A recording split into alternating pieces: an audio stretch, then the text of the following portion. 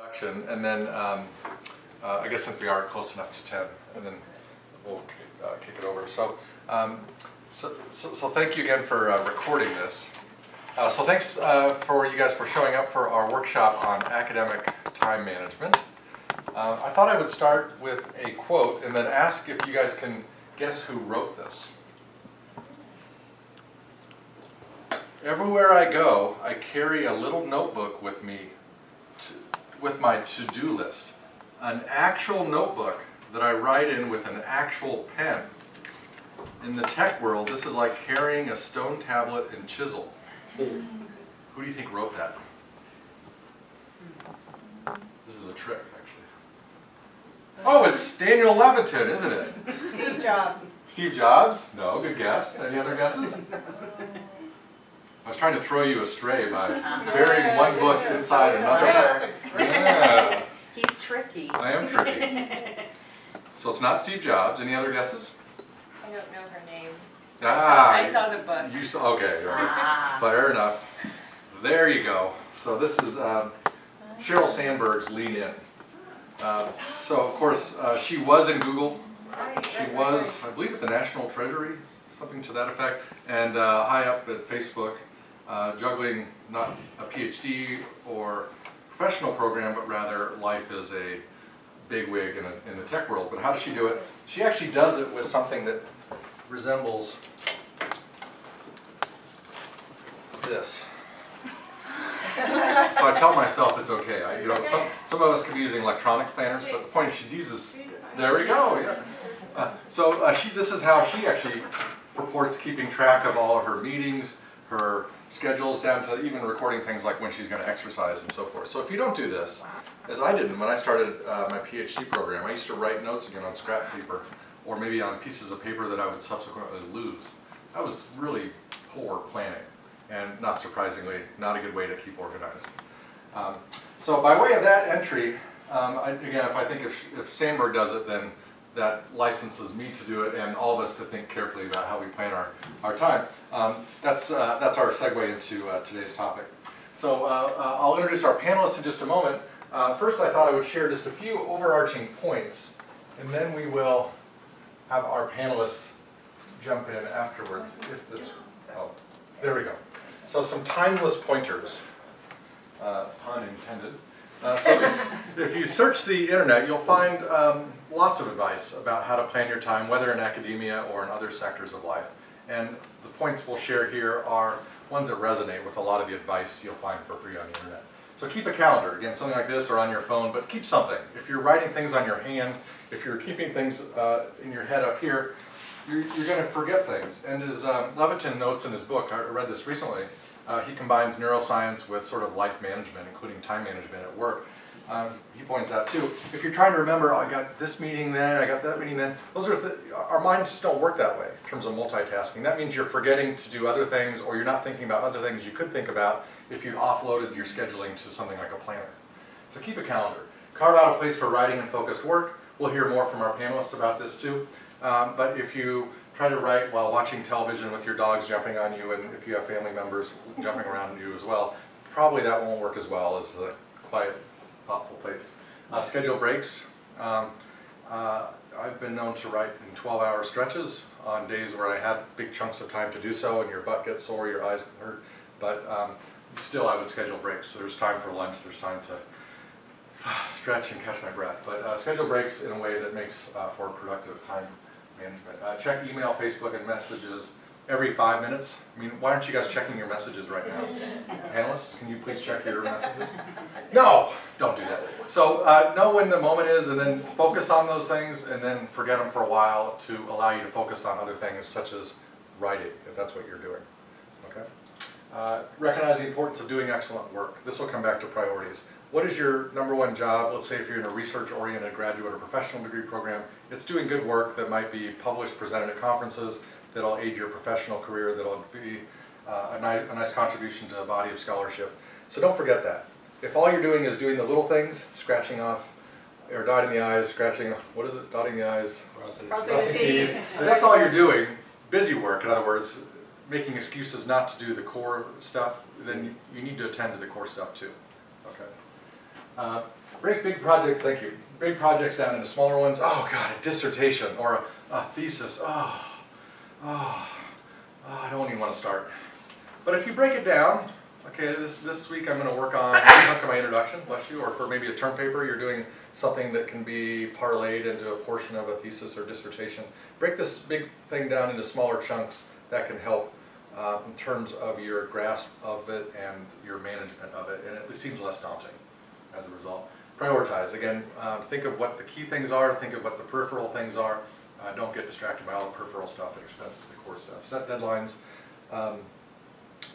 I think that's, let's say you're meeting with advisors, but you're also giving yourself deadlines to apply for GPSA funding. Do you want to wait till, again, the 9th hour? No. So make it easier on yourself, but also what you do often involves working with others, including advisors who are writing letters of recommendation. I just wrote a letter last second for someone for GPSA who didn't plan ahead. Make it easy on us, please. Okay. So your lack of management, can also impact others. So be aware of that. Treat others the way you want to be treated. Say no. Dr. Gray, will you do this and this? I got asked to contribute to a new online. I don't know. It sounds pretty neat. A new online resource. Sounded pretty high impact. They wanted a contribution within 2 months. I got the email in August. I thought about it for a week. Checked with 2 contributors. You know, it's just not the right thing. No. If I do that, it's going to distract from 2 other things on which I'd be working. So trade-offs, but you got to know what your priorities are, and in turn, sometimes you got to say no. Take cues from busy graduate students and faculty with busy family lives. So that's one of the best things of our panelists today. They've been there, they've done it, and they've done it successfully. Otherwise, they wouldn't be here. See what senior grad students or recent graduates of your particular program have done, particularly the successful ones who've gotten good jobs, who've gone on to good positions. What have they done? Take cues from that. I would not be surprised if you hear they've thought very carefully about these very issues. You will probably not hear that they, you know, I just like to go hang out in the strip by the pool regularly, and somehow my dissertation got written. I don't know how. You probably won't hear a process like that. So take cues from the ones, your peers who've been successful, but also faculty who've been successful, such as our panelists. And then lastly, as far as some other campus resources, just be aware, and Becky collated some of these, that there are a number of things you can take advantage of here at UNLV. So there are Google tools, for example, that will populate your Google Calendar with a lot of UNLV happenings. So you might take advantage of that if you don't like writing anything. Talk with grad college staff. We're putting together more programming. This workshop today will be recorded, for example, so for other students, who couldn't make it today and wanted to watch and learn about this panel and its insights, this is something we're trying to make possible too. There are handbooks. Use the space here, the grad student commons as well, for talking with folks, but also a nice space, and so forth. So just to say, there are a number of resources on campus to also tackle here. So with all that said, I'd like to now introduce our panelists. So I'll sweep myself off. And first we'll hear from Dr. LeAnn Putney, who's in educational psychology. So she thinks about how we think, but how we learn, but also how can we manage our time to be successful in graduate school and beyond. So first we'll hear from her, then we'll have Dr. Anthony Gatling, who joined UNLV a couple years ago. He's had a long and distinguished career in the hospitality industry.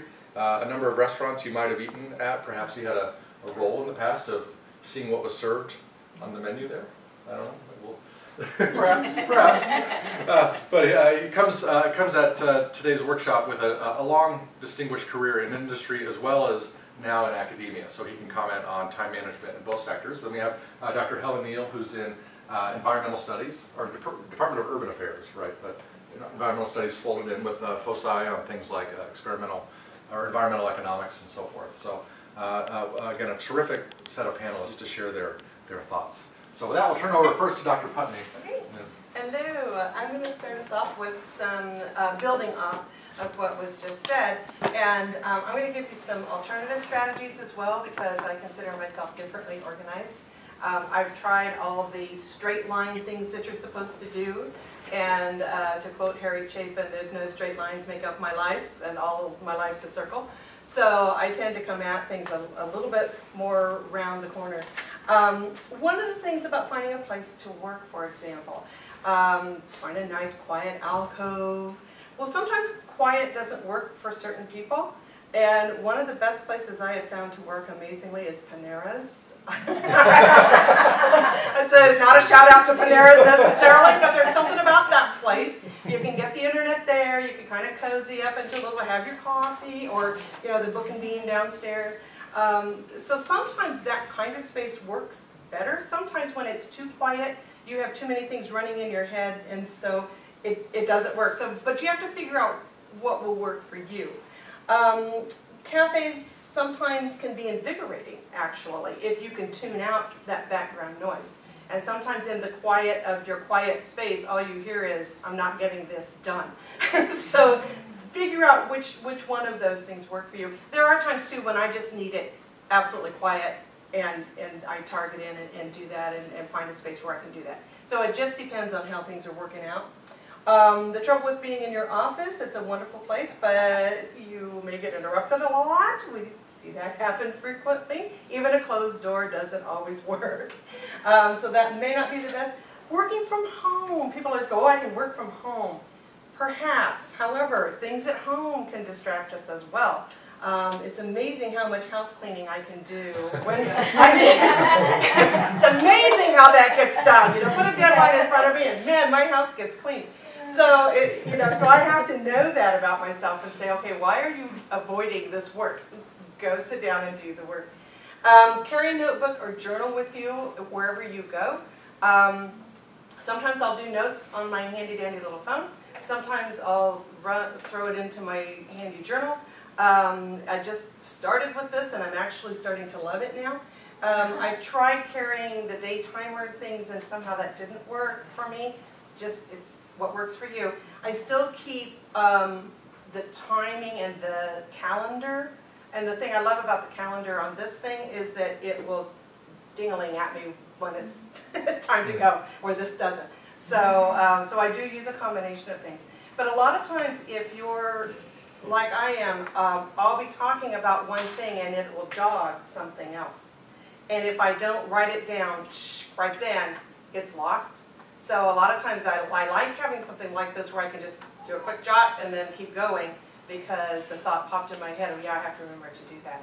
I'm a great fan of sticky notes. I love sticky notes. And sticky notes really help me because when they're done, I rip them off and throw them away and we're done. Not great for the environment, however, but it seems to work for me. So again, you just got to find those combination of tools that help you and work right. And then please jump in at any time. This is, if you want to add something. The nice thing about, again, having the different notebook is you can write down thoughts. Sometimes when you're working on one project, something from another project will intrude. And if you're like me, I carry about 6 projects going at the same time anyway. So rather than let it stop you and interrupt you, if you can just jot the idea down, or you can, if you're using your computer, flip to another, just open another document and put notes on blah blah project. I just call it, I name the project notes, but put the name in there so you know what it is. Just keep running stuff in and then minimize it, leave it in the background. But that way you don't have to stop what you're doing here, but suddenly it reminds you of that. Click on and then you have it. Sometimes you'll get ideas for a newspaper project in just conversing with people. It's a great idea. You had this wonderful session, you met at Starbucks, and then you walk away and 10 minutes later you go, what was that thing you talked about? I know we had a great idea, but I don't remember what it was now. So that's another reason for, jot that down and come back to it. Also, things that sound great in the moment, as you suggested, might later on go, there's no way I have time to do that, or there's no way I can accomplish that. But sometimes if you're connecting with someone else, they can say, look, I'll take the lead if you'll slot in. And you think, okay, that I can handle. If I'm not having to take the lead on it, that I can do.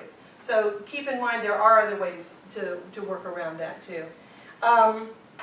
Notes from a meeting, it depends on whether you want to keep a notebook, whether you use your laptop. iPad is nice, or tablet is nice for taking notes. It's easy to carry around. It just depends on how you do it best. The downside to writing the notes in here is then I have them, but then if I need it for something else, I have to go type it in somewhere. Another thing that you can do is this handy dandy little digital recorder. And this is called a Live Scribe pen. You can get it at Target. The nice thing about the Live Scribe pen is I can record our session. I just flip the end off of it. I can record our session while we're sitting here chit-chatting and talking.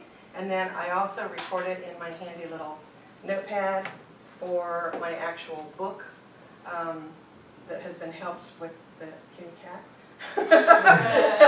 And so you're writing, taking notes, but it's also recording at the same time. These now download onto my computer. Wow. There's another program that will actually take it and transmit it over to text. So it shows up in your handwriting, but it also converts it to text. Very cool. Lovely for ethnographers. It's like, wow. And if you're drawing something, the drawing shows up in the text as well. So very handy tool to have. I love this thing. Downside to it, the text doesn't always convert over really well, but you know, so you just go in and make some corrections. But it's a nice tool to have.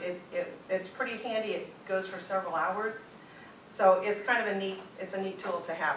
It's really been helpful to a lot of students. So. Do you charge it with a USB? Yeah, it has a USB connector that charges. Yeah, so it's really an awesome. Merry Christmas to me. I know, there you go. It's about $129. So it's not, but it's not too terribly out of line either. But if you're using it for all your notes in class, the only thing is if you're recording your professor, I would say, note everybody, I'm recording something.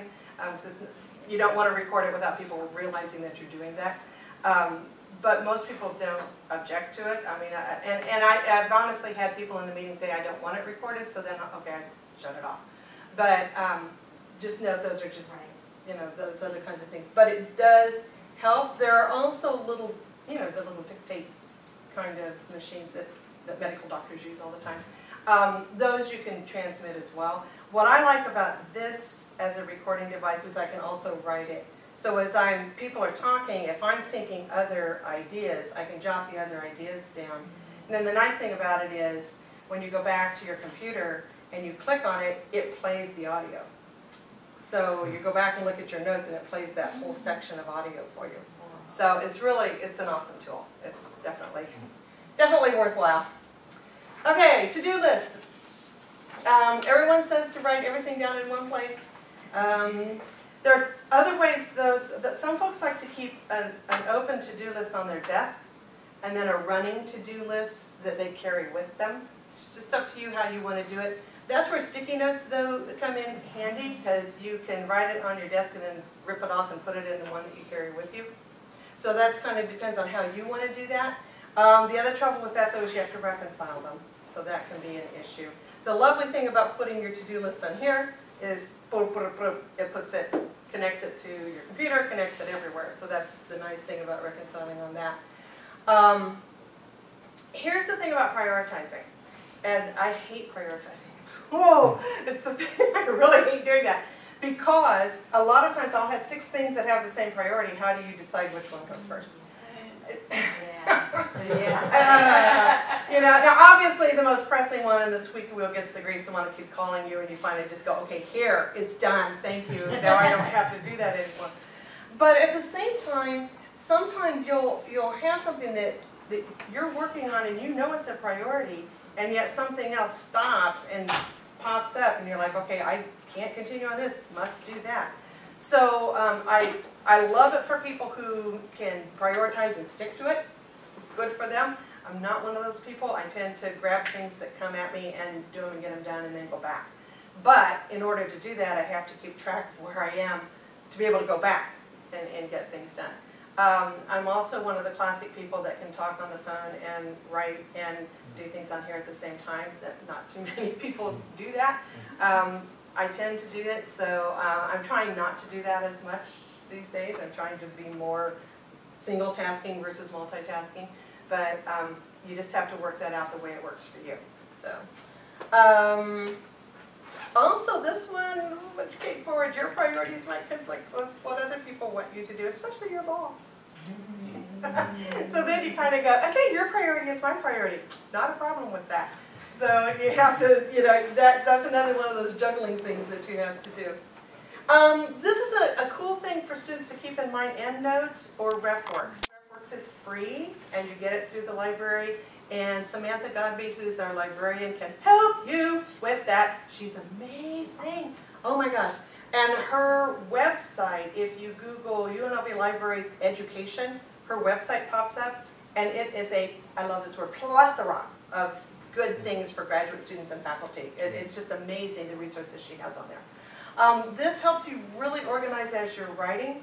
It allows you to keep notes on what you've read. The lovely thing about this is when you get done with it and you're finishing an article and you go to the bibliography and you go, boom, do it, and it goes and prints it for you. It's like, that is so awesome. So I highly recommend getting into that early as you very first start in your program and you start reading articles. Use this. It's a huge resource. And take notes on it too. I know this sounds like a no-brainer, keep notes from your classes, but I'm astounded that students will come back to me and say, how do we do this in my dissertation? And I'm like, pull your notes from class, and they go, oh yeah, I did do that, didn't I? And I know it sounds like a silly thing, but sometimes the classes were 3 years ago, and so you're getting to the point now of doing the dissertation, and you've kind of forgotten what you did 2 or 3 years ago. Hang on to that stuff and keep bringing it forward, because you'll be amazed at how much you'll actually use it. It really helps with competency exams. Yes. And you know what happens too with students writing their theoretical perspective and lit review? A lot of times you have more of that than you think you do, because you've written a paper for someone and and when you start to consolidate it all together, you go, I've already written about Vygotsky. Why am I starting from scratch and trying to do it? Let me pull all the stuff together that I did about sociocultural learning and see if I can group that together and see if that makes sense for my perspective part. Yes, it does. I don't have to start from scratch. Sometimes we think, oh, I have to write a proposal, I have to start from scratch. It's not starting from scratch, it's amassing what you have done and what you know. The trick is pulling it together in a logical, cohesive way that isn't just inserting stuff together, but making it flow and making transitions work. So that's the trick to that. But don't be afraid to go back to your stuff and say, is this of any use? Writing equals drafting and revising. People think writing, I write it, it's done, I hand it in. No, writing is about redoing, revising, resubmit. It really is in the revision that you get better and the writing gets better. So don't ever think I just have to write it once and I'm done. It really does have to do with drafting and revising. Start early, because it always takes longer than you think. Always takes longer. Even those of us that work really well under pressure, right? It still takes longer than you think it's going to. This is an interesting one. Begin by writing, I just don't know what to write. Because there are times when you sit down on a blank page and you're just like, I have no idea how to start this, so write that. Even if you're on the computer, or start on pen, if you're pen and paper, and just write, I have no idea what to write about this subject. I know I'm supposed to be an expert, but I have no idea, And all of a sudden you go, well, what I could say is, boom, and then you start. That act of writing somehow jumpstarts in your brain what to do. And so starting is better than not starting. And starting with, I have no idea what to write. And I've done this with students in class. I literally had one student that wrote an entire page of, I'm so mad at you because you're making me do this and I have no idea. And then all of a sudden she clicked in, and about 2/3 of the way down the page, then the rest of it was really awesome stuff that she took and put right into her next assignment. So there's back to that, if other things creep in, jot them down and go back. Don't get sidetracked, but don't lose it in the moment either.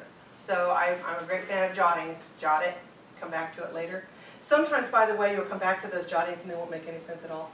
And you'll just go, okay, random thoughts from my brain, never mind. Okay, but at least I got it out of my brain while I was focusing on this. So don't worry about it if the jottings don't make sense later. Don't worry about it. Dr. Putney, can I add Yes. something to that? Mm-hmm. This is for everybody too, because I had a major breakthrough. I took power writing. There was a seminar, so I'll give you guys more information about it. And I had to read 2 books for an independent study. And I'm just like, oh my gosh, how am I going to get through this? Because it was about 600 pages. It was a lot. Good stuff. So I was really stuck with writing. And so what I started to do was to make bulleted lists of like all of the things that I had read, and before I knew it, I had like 40 pages. I was like, holy. But it was so cool because I went back to that and I'm like, okay, this goes with this, and it was just, I mean, it just like manifested. So, I mean, whatever you can do to just like, a start, give yourself credit for just starting. I mean, because it just, after that, it takes care of itself, it really does. That's amazing. And actually getting started is usually the hardest, but the best part. It's sometimes just get, and here's another thing that you can do, and I don't think it's on here. Set a timer for 15 minutes. You can do anything for 15 minutes. And just go, okay, I only have to work on this for 15 minutes, that's it, and then I'll go do something else. Half the time you'll end up, I'm so into it, I'm not going to stop, and you'll just keep going. But even if you only do 15 minutes worth, it's something. And a lot of times just that getting started is what you need to get going, and then you'll continue on. Revising what you've already done. That's another way to get started on something. Go back and re-look at it and go, did I need to add something else to this? And that gets you in that mode of writing as well.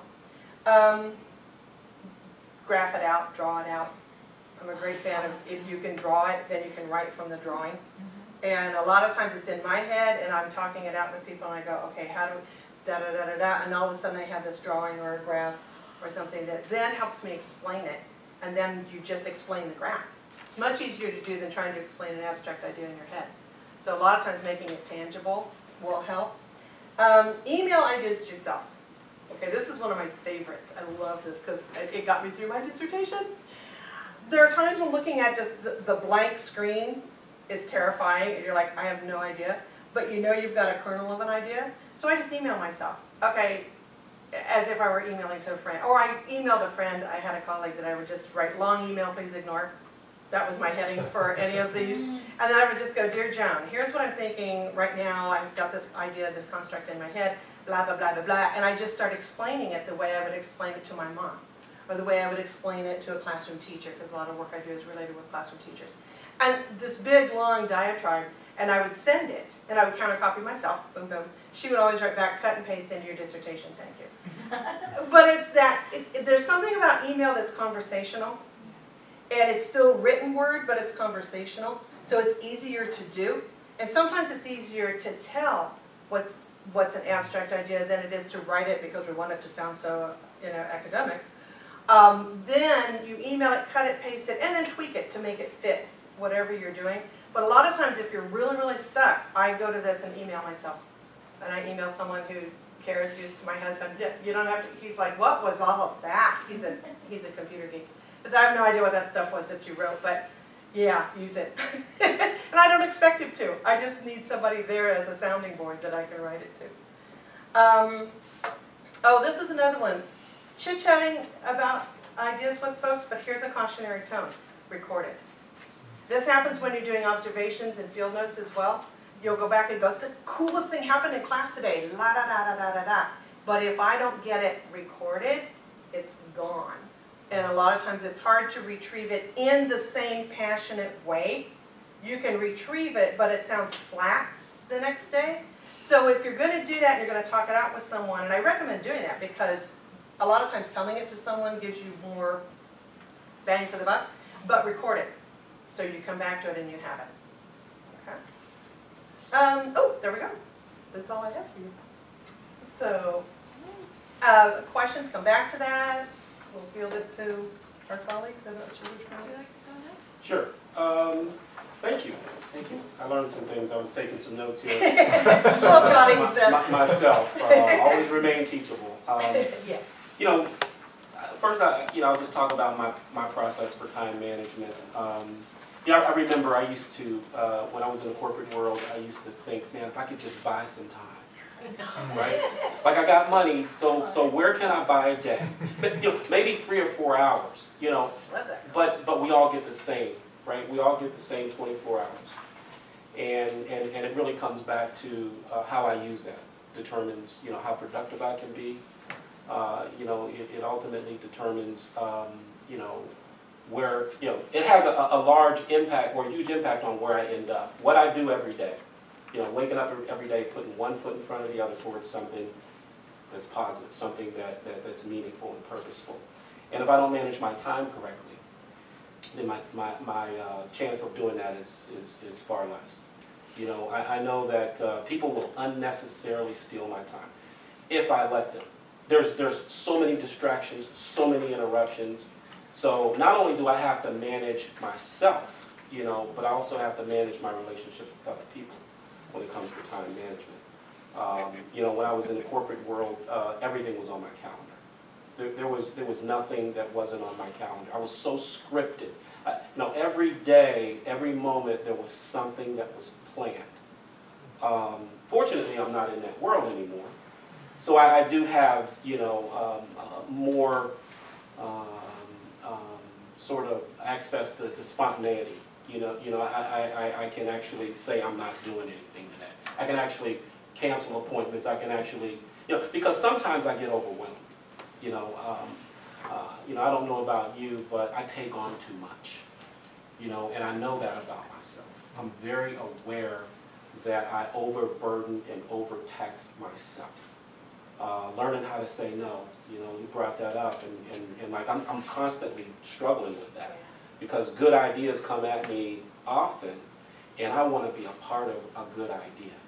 But again, going back to we've only got 24 hours a day, and see, my stress level is an important element to how I manage my time. And I will tell you that, like this morning, I mean, this happens all the time, where I'm overtaxed, I'm overcommitted, and my spirit will tell me, I'll get anxiety, you know, I will have these feelings of uneasiness, you know, and I know that I need to clear something off the plate. I need to delete something from the schedule because I just have too many priorities that are pushing on me. So I had to cancel a meeting this morning. Well, actually, it was for this afternoon. I just rescheduled it because it's just too much. So I know that about myself, and I pay very, very close attention to my spirit because when I'm calm, when I'm peaceful, I can be so efficient, so productive, and the quality of my work is awesome. But when I'm stressed, when I'm under anxiety, I don't do well. I don't get things. I don't produce a lot, and what I do produce isn't that great of quality. So coming back to the time management piece, I'm an electronic guy. Everything is in like the system, and all my devices are linked. I set reminders. I use tasks in the Apple programs, and I use calendar. I've also brought in this fantastical, which merges my task list and my calendar list. So they're all sort of interconnected, and I use reminders, you know, to your point, right. Because with so much to do, yes. There's certainly a chance, and it happens often, that I forget things. But what I have to remember is because I'm constantly turning this thing off and turning it on, is to turn it back on. Right? There should be an app for that. I keep telling my husband, make an app for that. Yeah, because you forget I know, I told you. to turn the volume back on the phone, then you don't hear the reminder, right? And then you're just done anyway. Right. So what program syncs the task and calendar? It's called Fantastical. Oh. Yeah, it's a pretty good app. You know, I can click on that. I can see my task. I can see my calendar in one view. Nice. Which calendar do you I just use the Apple calendar. I just use iCal. Yeah. Is that for Android yet? Does Evernote do that? I'm not sure. I toyed with Evernote a little bit, but I toyed with Google a little bit. I keep coming back to it. I keep coming back to Apple. But I'm sure there's a fantastical for it. I would be surprised if there wasn't one for Android. But so yeah, this is certainly important. I do use a jotter with note cards. You know, things that are high priority are on my schedule. Like even if it's not an appointment, it's in my task. You know, it's somewhere in here where I can get a reminder. Working out is a big time deal for me. Okay. And like, I'm not always as self-motivated as I need to be. So I will remind myself on the days that I have committed to myself to work out, and I'll hear that, I'll see that, and it'll push me just a little bit to get that done. Okay, so I don't just use it for, you know, business purposes or you know, work purposes. I also use it to manage other areas of my life. I just do. In terms of study habits, you know, you're absolutely right. You know, you know, sometimes being in a quiet room will drive me crazy. But like sometimes, yeah, because there's just thoughts just keep coming into my mind. Sometimes I need other distractions. I need, you know, I just need to be in Starbucks or something, just so that I can feel like, you know, I'm not in this pressure cooker. Because sometimes when I'm in an office or when my office door is closed, it just feels like I'm under so much pressure. So That's a good way. I tend to go to different environments to work and to study. It just depends on what's going on with me in that particular day. As far as prioritizing, you know, I always say that the things that matter the most should never be at the mercy of things that matter the least. Okay? So truly, you know, looking at my values and saying, what is it that's most important? Because when I'm doing things that are inconsistent with my values, my spirit is a little conflicted. So having my priorities straight, you know, like Sundays, you know, I call my sisters on Sundays. There's nothing that's going to get in the way of that. You know, I have certain time where I know I need to spend with people, and I schedule that. You know, my relationships with my family are really important to me, and so I have to include them, you know, in my priorities and in my time management. It just gives me so much more peace when I organize myself that way, relative to my values. My values have to be a part of my priorities. But when it comes to work, you know, we do have to make decisions because there are competing interests, there's competing priorities, and you know, I try to look at the broader picture to see what are my goals. My goal is to publish. I'm a you know, she's a full professor, she's an associate professor. I haven't gotten tenure yet. Okay, so so publishing is a high priority. Not only publishing, but publishing in high quality journals. Yes, there's the pressure cooker. And it is a cooker, and I am cooking. But I'm not done yet. You know, there's clearly more cooking to be done. Now here's the thing. Just Monday, another co-author and I sat down. You were talking about revising papers and editing papers. We sat down together for 4. Now this is after probably 5 or 6 days of editing the paper through email back and forth between 3 authors.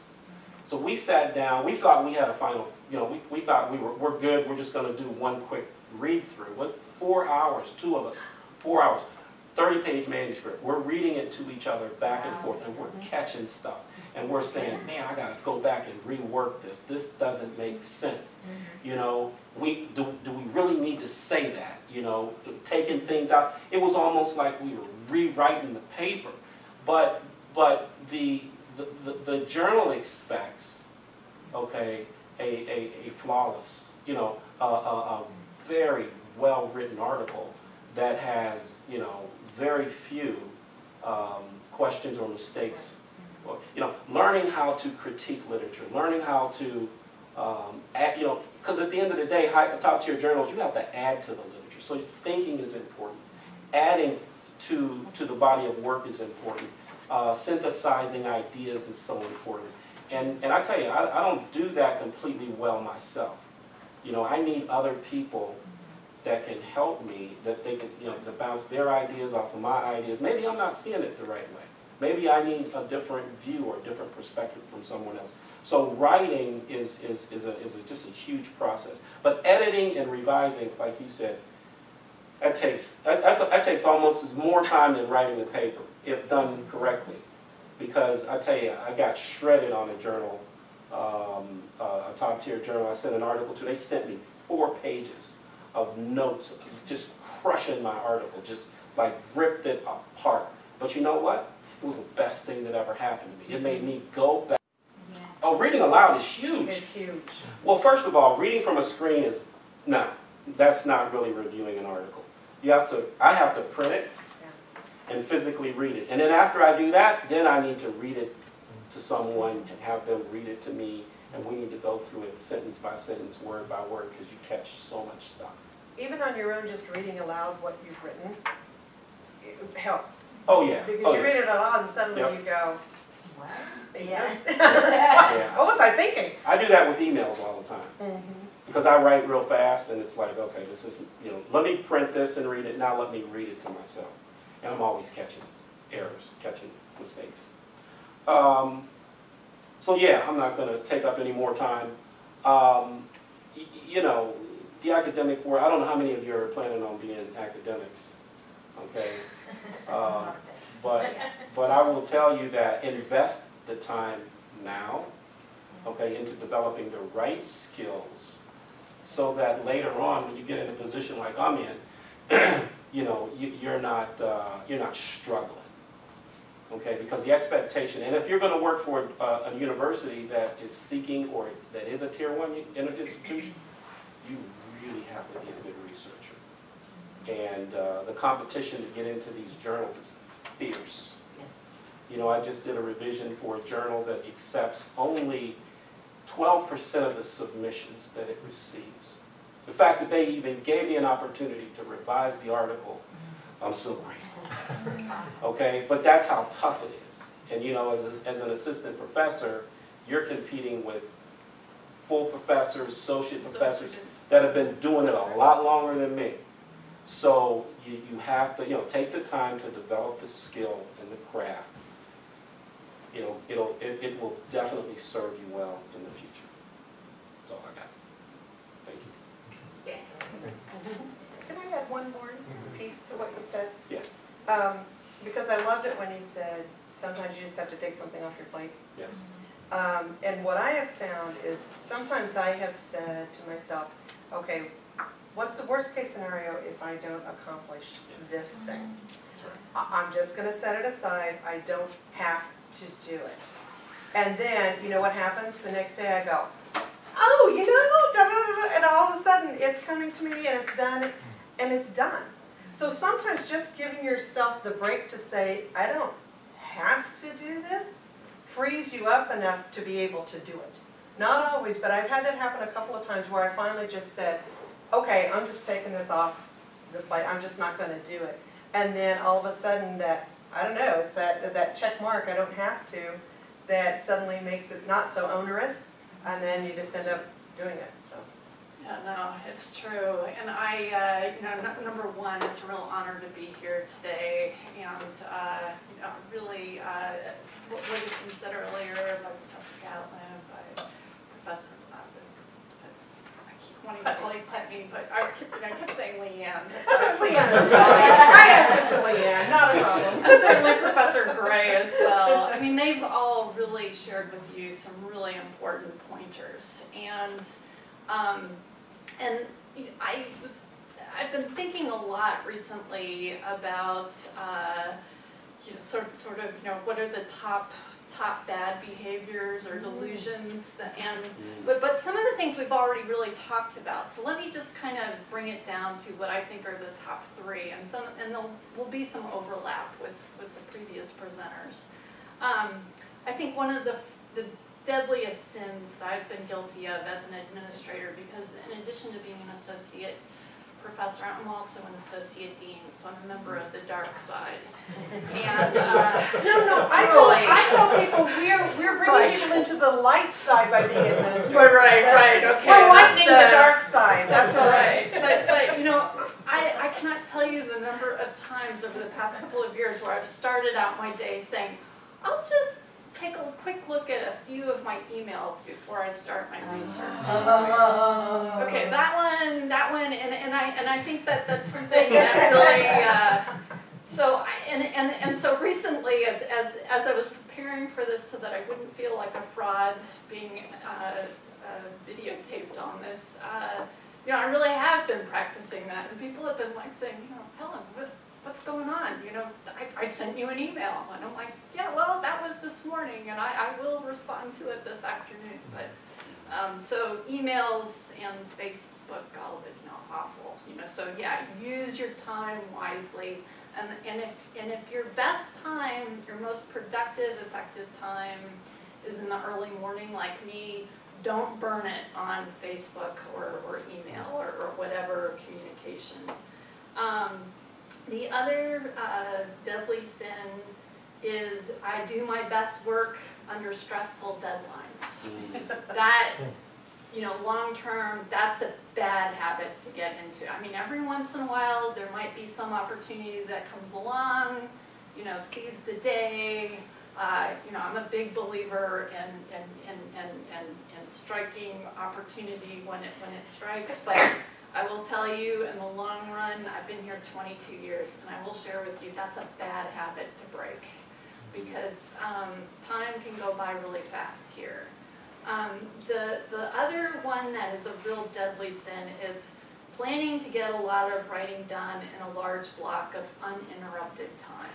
I cannot tell you how many times I've said, oh, on Friday I'll get all this stuff done. Friday afternoon I'll have 6 hours of uninterrupted time, and I'm lucky to get maybe a half an hour. So my advice is, you know, really kind of turning those around. You know, lately I've been spending a lot of time with some very happy, productive, and effective scholars. I've been really fortunate to work with Adele Morris from Brookings Institution. She comes out each year for Brookings Mountain West.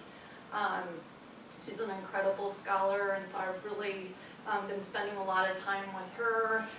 Another one of my colleagues, Tara Emmer Summer, who is our Associate Dean of Research, incredibly gifted scholar. She also was one of the Lindsay Scholars.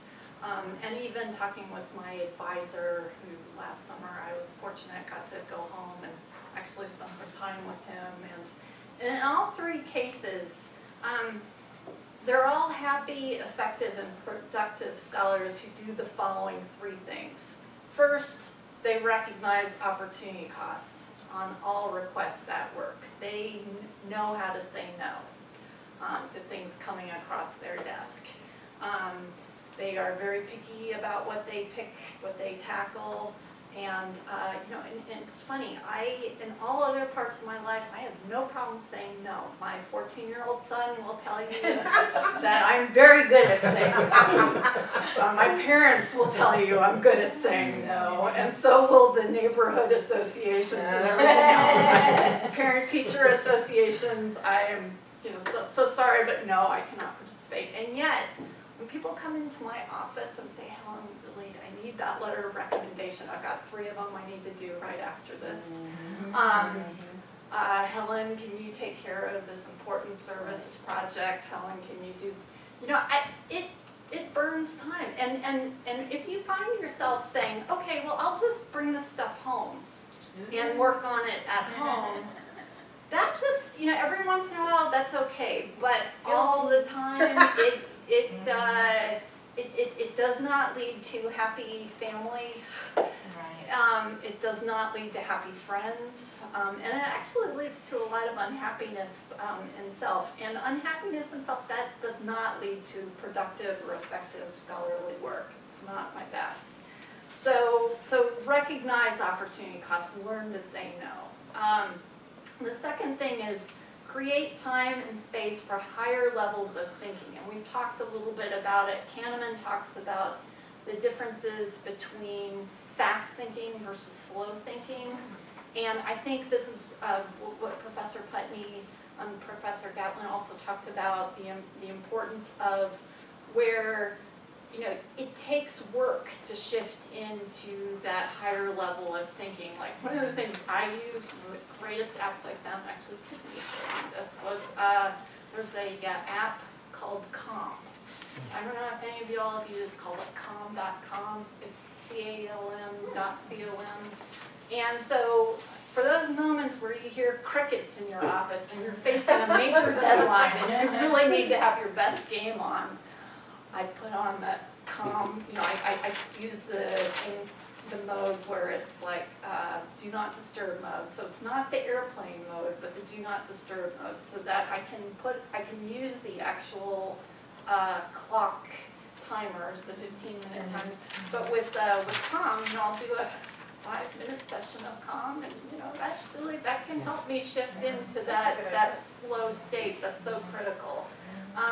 So what you want to do on the second point is practice organization and resilient behaviors. I think the earlier comments on organization are right on, but for resiliency, the main elements are you gotta, on the physical aspects of resiliency, you gotta get your sleep. For a lot of people, the average person, scholars are saying 7.5 hours. For some people it's less, some people it's more, but you'll know what the sweet spot is for you on sleep. Also, you got to eat. That's the beauty about going to Panera's. Right, delegate, have somebody take care of you while you're in that state. Young Mark Kim did that to me yesterday. I had like literally 5 meetings in a row, and I'm running down the hall. He goes, "Dr. Putney, did you eat lunch?" I said, "No," and he goes, "Wait!" He brings me a power bar. So that's important, taking care of the people around you, because they will take care of you. Physical also means, exercising, finding that time to go running or go to the gym. It's so important for your brain health. Mental resiliency, this is really important. Professor Gray and I were both talking about how sometimes the worst enemy to productivity is actually yourself. There was an article in the Chronicle of Higher Education a while ago called "Know the Vital Players in Your Career You." And that was kind of one of the main things, that sometimes we're our worst enemies and critics. And if you can't quiet that silent critic saying, "You can't do this, you can't do this," that old saying, "think I can," is a powerful mental image when you're powering through something really difficult. In research, it is hard, but very worthy. Emotional. This is also an important part of resilience too. Do something each day that brings you joy and happiness. For me, it's having dinner with my son, or hanging out with my West Highland Terrier, or looking at the beautiful mountains of Summerlin in the morning or at sunset, just taking that moment. And then social. If you are the kind of person that really re-energizes connecting with lots of friends or a few friends, make sure that you have that in as part of your organization. Because honestly, there are times when you need help, when you need that power bar, taking care of the people around you, they will take care of you as well. And so, and then the last thing, so the first two, no opportunity costs, recognize the power of saying no. 2, creating time and space for higher levels of thinking. And then the third thing is learn to give and receive feedback. My new dean, Rob Ulmer, has this wonderful saying of turning challenges into opportunities. And so yes, say you get slammed by one journal. That has happened to me before, where I've just gotten a paper that I love just ripped apart. After you sort of let it sit for a little while and then take a look at it, and realize, hey, reviewers are not idiots. They really do know what they're talking about, and I got this wrong. So rewriting, turning it into, submitting it to yet another high-quality journal. I actually jumped to a higher level journal as a result of a really bad review for one journal. So you never know, and so it's an opportunity of truly bouncing back, and that is really, that's really important for your career to keep in mind, because there are those moments where you think to yourself, what the hell am I doing? Why am I doing this to myself? And yet, after a good night's sleep, and looking at stuff in the morning light. Yeah. Yeah, it's suddenly something that didn't seem possible. It's like, hey, I got a solution. I can do this. I got this. So that's something to think about. I love that.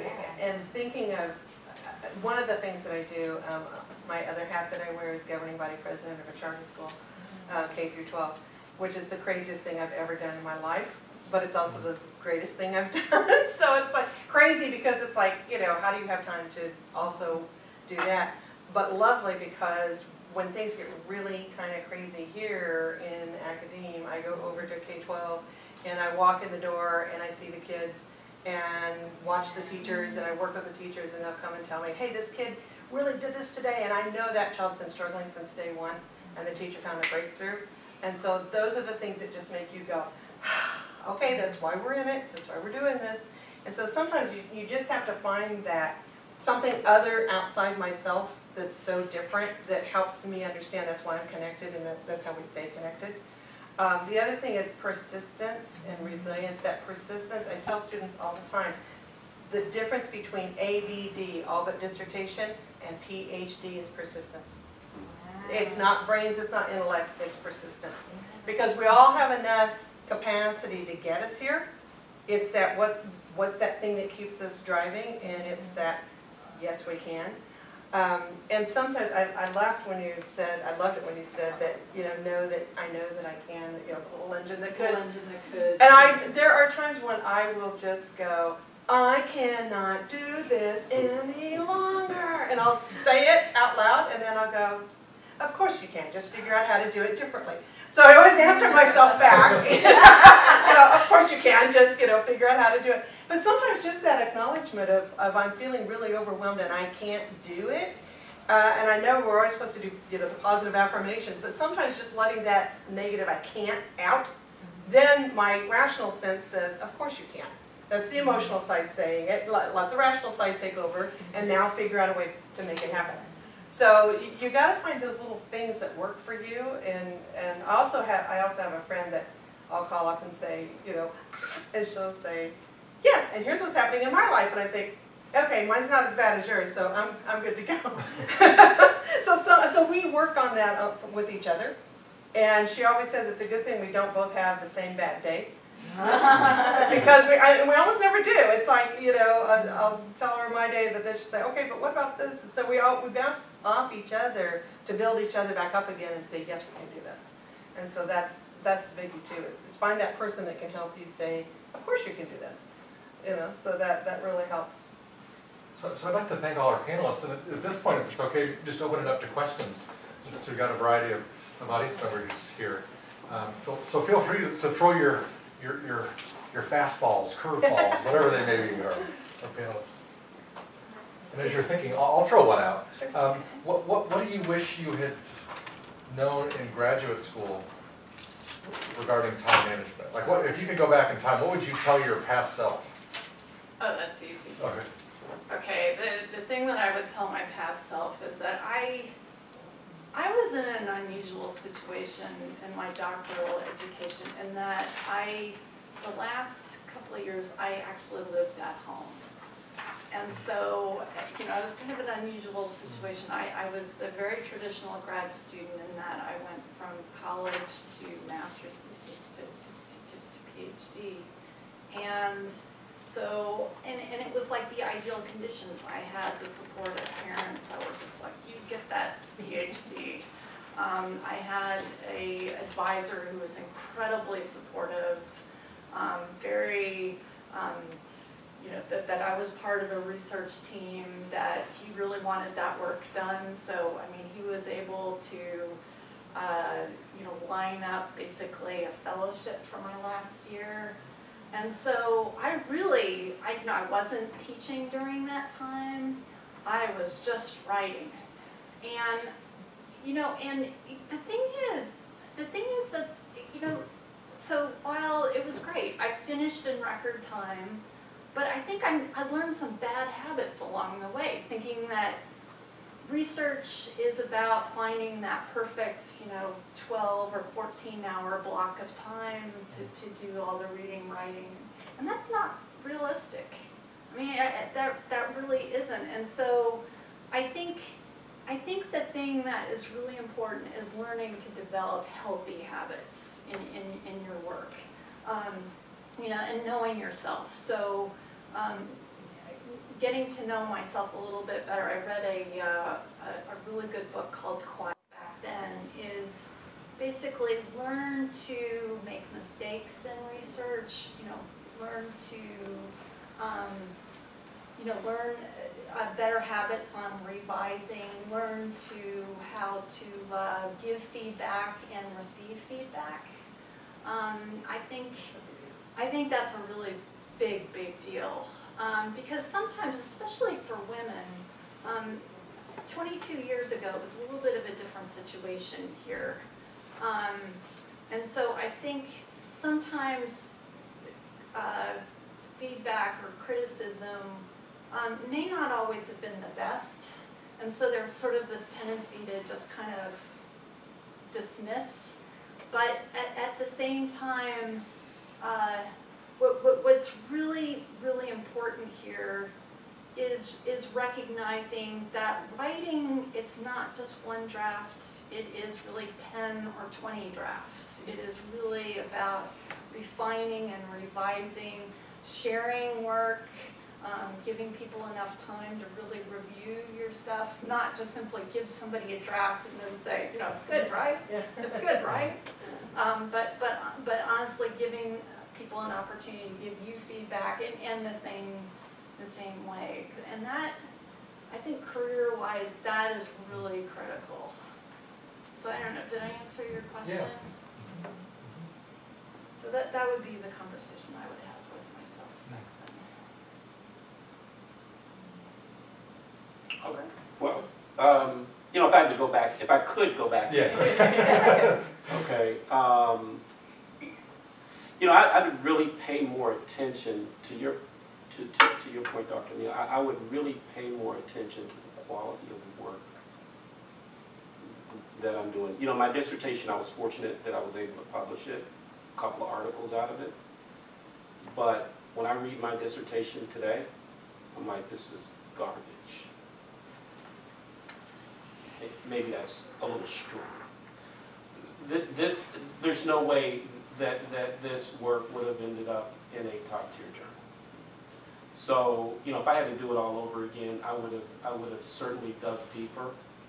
I would have certainly taken much more time on the design, because I'm learning now that really the design of the research, thinking through where I'm going to publish this is so important before I even begin to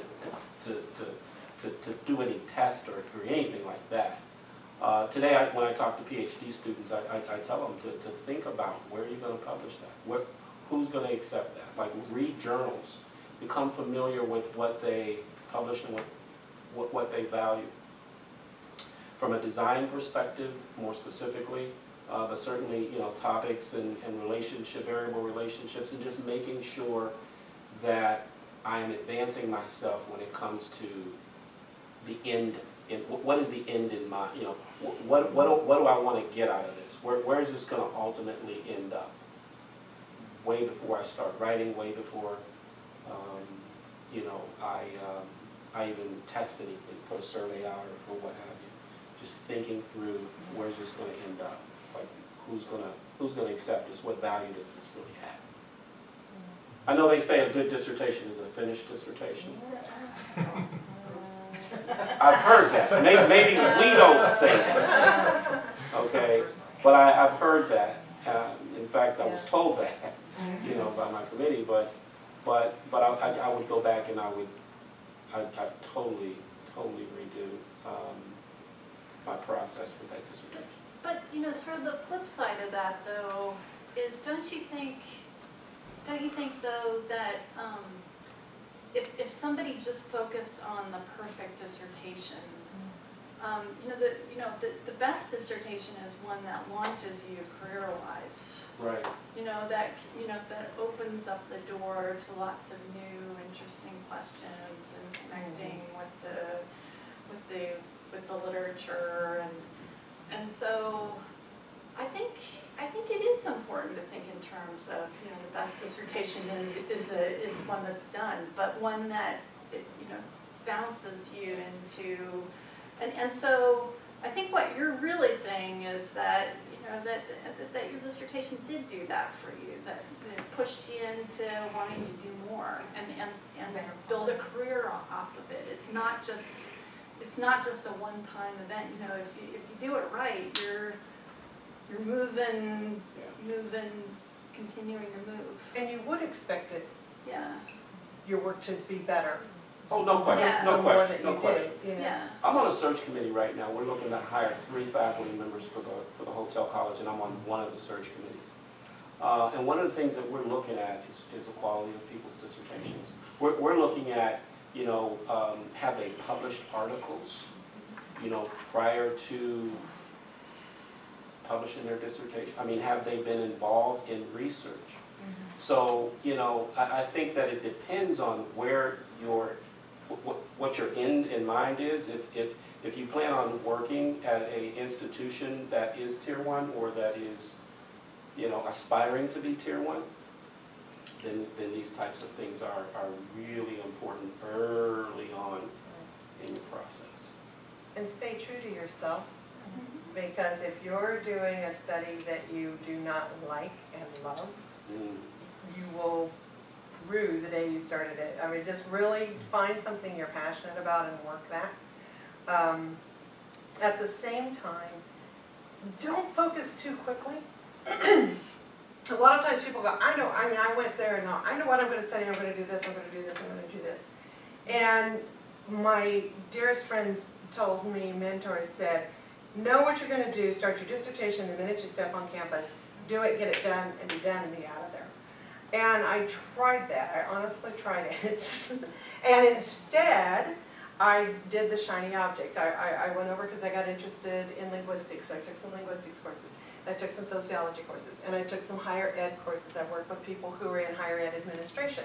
I did all these different things. I did a survey project with a professor just because she was a neat person and I liked her, and I did survey work with her. I did all these other things, but everybody kept saying, you need to focus, you need to focus. But you know what? I have used every single thing from all those extras, made me who I am, and helped me work with the students when I got here. So all of that extra focus stuff prepared me to do exactly what I'm doing when I came here. And so it did take a little bit longer than I anticipated to do the dissertation, but I also decided to do an ethnography, which takes much more time. But that was true to who I was, and it's what I could do. And I negotiated with my husband to say, look, it's going to take 1 more semester, and he's like, just do it. Get done what you need to do it the way you need to do it.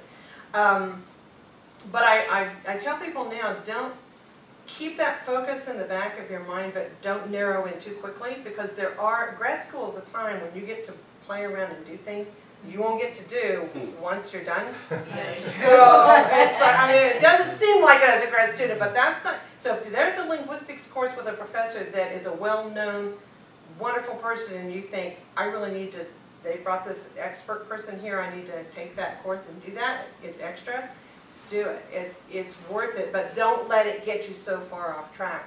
And then the other thing that I did for my dissertation, I kept a journal. Every time I would go in with my professor, I called it yada, yada, yada, yada, yet another dissertation. Because every time I went in and talked with her, I had yet another dissertation to do. And I was like, oh, it's making me crazy. So I would journal it. Here's the new idea, da, da, da, da, da. What I figured out was when I finally got done with it, I would go back through and review it and go, not that, not that. Sometimes you don't know what that is, but you know it's not that. So go with the not that. Cross off the not that's, and then you get it down to the core.